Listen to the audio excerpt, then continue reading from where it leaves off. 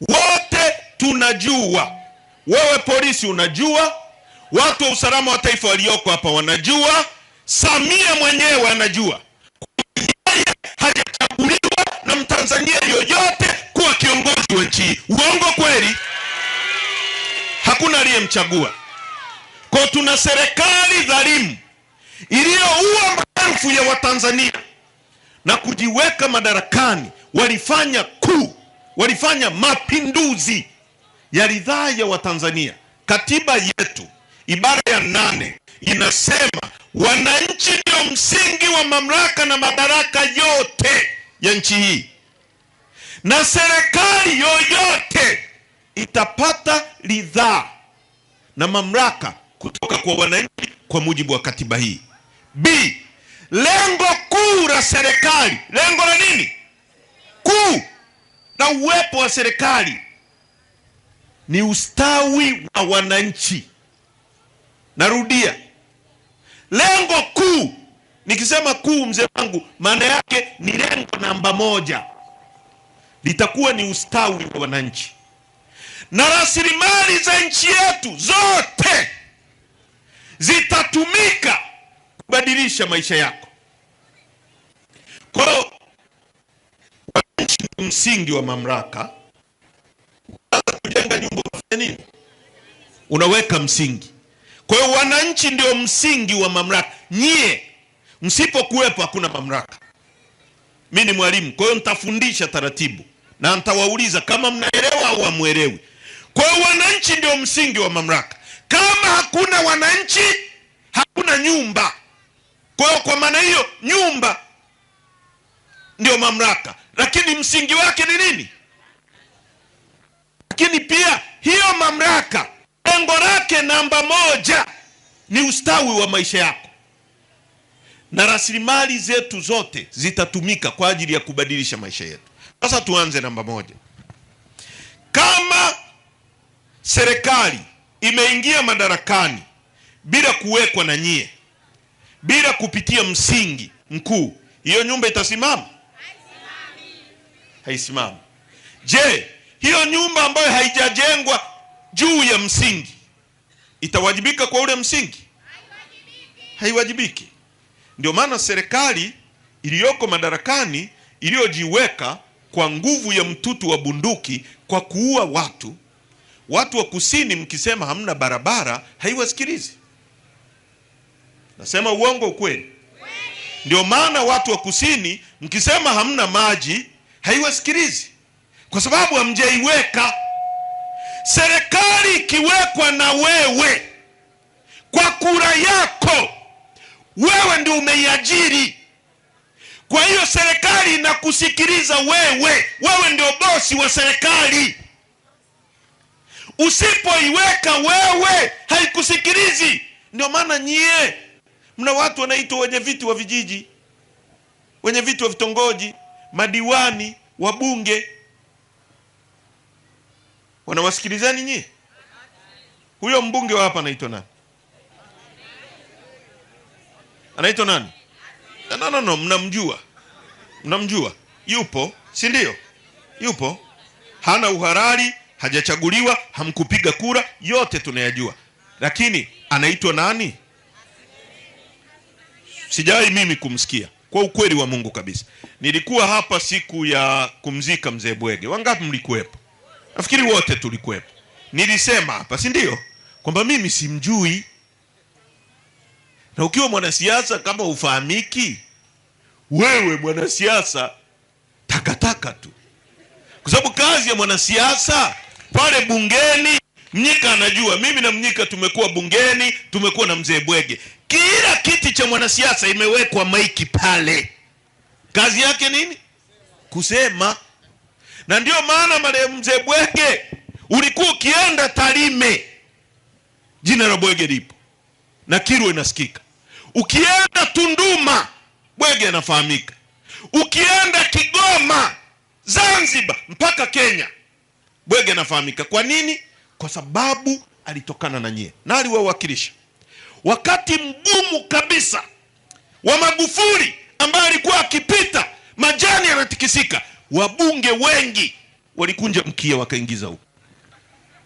Wengi waliufiata mdomo. Pale tulibaki mashine chache ambazo tulikuwa tunamwambia Magufuli, wewe sio Mungu, ni binadamu kama sisi, usitutishe. Sembuse huyu mama. Tumemwambia Magufuli. Watu waliuawa hapa msikitini, uongo kweli? Waliuawa watu hapa. Bwege alisimama bungeni. Wakati ule ilikuwa hatari kuongelea mauaji ya Mkiru hapa. Alisema kwa sababu anajua nisiposema walioniajiri wataniuliza. Kwa nini sisemi? Sasa hao wanasiasa takataka wanaojiweka kwenye mamlaka sio yao, wanakula fedha ya damu, wanajiita wabunge, hawawezi kuzungumza hata kuhusu barabara ya kusini. Mimi nimetoka Dar es Salaam jana, mashimo kwenye hiyo barabara utafikiri lile nini la kuchezea bao lile, sio? Kila sehemu tobo, kikwepa hii gari inapiga hapo, kikwepa hii gari inapiga hapa, inapiga. Uongo kweli? Kwa sababu msingi wa mamlaka ya wananchi umepokwa kwa damu na watu wakauawa. Leo wanatukanana wenyewe. Mkuu anamuita msaidizi wake Yuda. Utawala umefitinika. Utawala uliomwaga damu na utafitinika zaidi. Kwa hiyo ndugu zangu, tumekuja kwenu kuwaambia jambo la kwanza. Mauaji yaliyofanyika kwenye nchi hii tarehe 29 Oktoba, tarehe 30 na kuendelea, damu ya Watanzania hao haitanyamaza, na damu yao waliuawa wakiwa wanapigania mageuzi itatumika kama dibaji ya kuandika katiba mpya itakayowaletea watoto wenu hawa maendeleo ya nchi yetu. Na hatutanyamaza. Nimesema tena na tena, tutanyamaza tukiwa makaburini. Lakini vile vile tusitishane nchi hii. Sisi wote tunatoka kwenye familia na tuna watu. Kwa sababu kuna watu wanapenda kutisha watu. Niliwaambia hata bungeni wakati wa Magufuli, mkiniua msifikiri nitakwenda tu, familia yangu italipa. Haiwezekani mnaua watu tu. Kila anayehoji anapotezwa. Balozi Humphrey Polepole, katibu mwenezi wa CCM, elected officer, amechukuliwa. Mpaka leo serikali hii dhalimu haijawahi kusema chochote.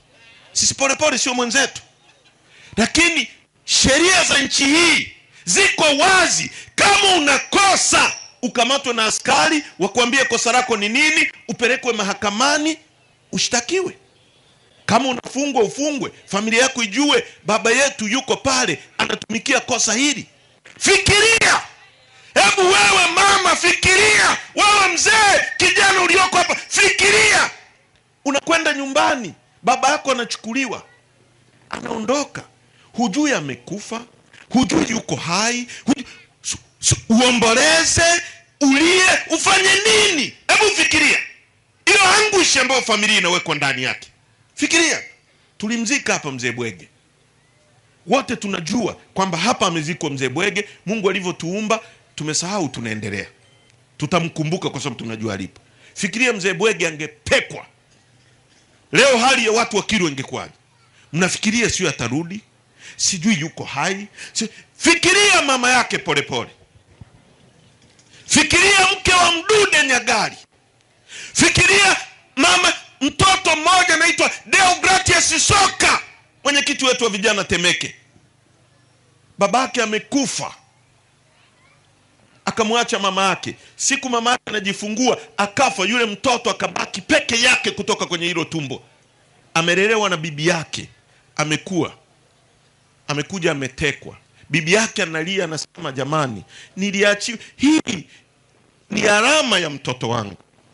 Ni weni mimi, mrudisheni Soka. Leo tunazungumza ni 1.5 mwaka, Soka hajulikani alipo. Serikali gani hiyo ambao watu wake wanaishi kwa hofu? Hatuna uhuru. Vyama vingi vimeruhusiwa ili tujadiliane, tusugue mawazo. Wewe una wazo bora, wewe tawala, wananchi wakuunge mkono, wewe subiri, angalia wanachofanya, kosoa, wananchi wakikuamini wakupe nani. Leo tunatekwa kwenye nchi yetu wenyewe. Wakina Kinjekitile Ngwale walimwaga damu zao kwa sababu gani kama sio kupigania uhuru ili tuseme kama leo tunavyosema? Kwa nini? Sisi watu wa Chadema kuhusu mauaji ya tarehe 29 yaliyofanywa na polisi wa nchi hii kwa maagizo ya yule aliyesema hakuna nywinywi wala nywanywa, hatutanyamaza. Aliwaambia majeshi kwamba majeshi jiandaeni. Jeshi linajiandaa kufanya nini kwenye uchaguzi? Alafu wanafikiri wanaweza kutisha kila mtu, si wanaunda tume, si wanafikiri watamka. Hata Lissu wamemkamata. Lissu mtu aliyepigwa risasi 16 bungeni amepona, unamkamata kwa kesi ya uongo, unamwekea kesi kubwa kuliko zote nchi. Maana yake akihukumiwa anyongwe mpaka kufa. Ndio maana ya kesi ya treason, kwa kesi ya uongo. Leo ni mwaka mmoja na miezi miwili. Kesi pekee iliyoko kwenye katiba ya nchi ibara 28 ni kesi namba 1 kwenye nchi.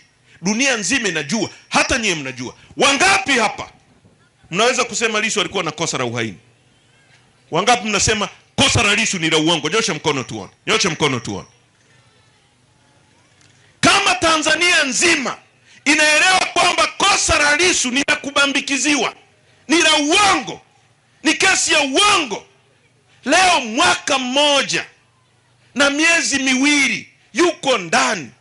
Hivi lolote likimtokea Lissu akiwa gerezani, wanatuambiaje? Wanatuambiaje kama sio kuchochea machafuko? Tuliwaonya hapa kwamba mwezi kwenda kwenye uchaguzi bila kushirikisha vyama vingine, hasa Chadema ambayo ndio watu nchi hii. Wameenda wenyewe. Mwisho wake watu walipoandamana, raia wema ambao katiba inaruhusu, wameishia kuua watu. Uongo kweli? Na watu wa nchi wameuawa kwa sababu madai yao yalikuwa genuine. Hebu fikiria hivi, nyie watu wa kusini,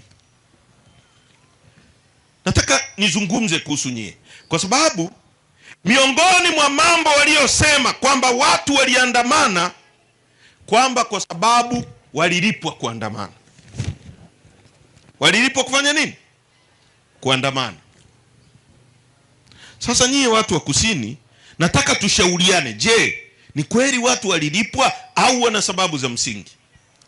Nyie mmejaliwa gesi futi za ujazo trilioni 54.5. Trilioni 54.5. Na mnisikilize vizuri. Gesi inatumika kutengeneza mbolea.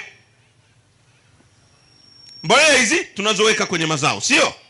Na sisi tunaagiza matani na matani ya gesi ya mbolea kutoka Urusi, kutoka Ukraine, kutoka na nchi nyingine nyingi tu kila mwaka kuja hapa. Gesi iko Tanzania.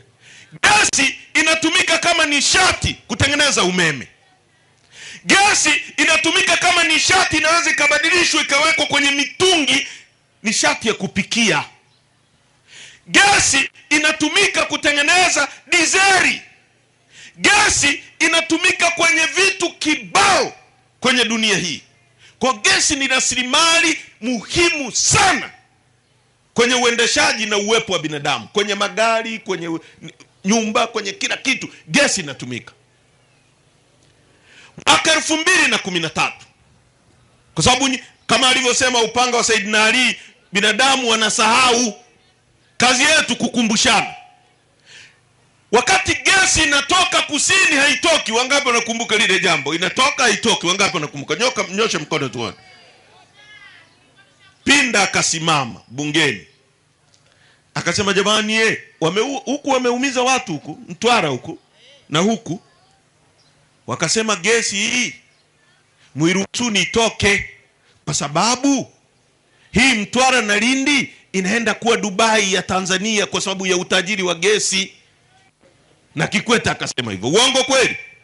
Wakachukuliwa mashehe hapa, wabunge, nini, wakapelekwa kusoma gesi huko waone utajiri wa gesi ulivyo. Na kweli waliona, sio? Nchi zilizoendelea kwa gesi kama Omani, kama Qatar, kama Saudi Arabia na nchi nyingine zote zinazozalisha nishati ya mafuta na gesi, wakaona. Waliowahi kwenda hija kuhiji wanajua nikizungumza kuhusu Saudi Arabia maana yake nini. Unajua level ya maendeleo iliyopo kwenye hizo nchi, mtu mwingine akikuelezea kama hujawahi kuona huwezi kuelewa. Na mimi hata siwezi kueleza kwa sababu ni maajabu. Unafika unasema kuna kitu kama hiki duniani, huwezi kuelewa. Kwa ni maendeleo ya kutisha. Wakasema itakuwa kama Dubai mwaka 2013, na wakasema hivi, gesi itakayotoka hapa kwa bomba walilokopa kwenye Exim Bank of China, wakajenga bomba la pili la Mchina, ni gesi inayopeleka umeme Dar es Salaam tu pale Ubungo. Lakini viwanda vingine vyote vinavyohusiana na gesi vitajengwa huko. Si ndivyo walivyosema? Kama kuna kiwanda kinachohitaji gesi kitajengwa huko. Cha kwanza wakawadanganyishia ile, kama watoto wanadanganyishiwa pipi, cha Dangote wakakiweka pale Mtwara.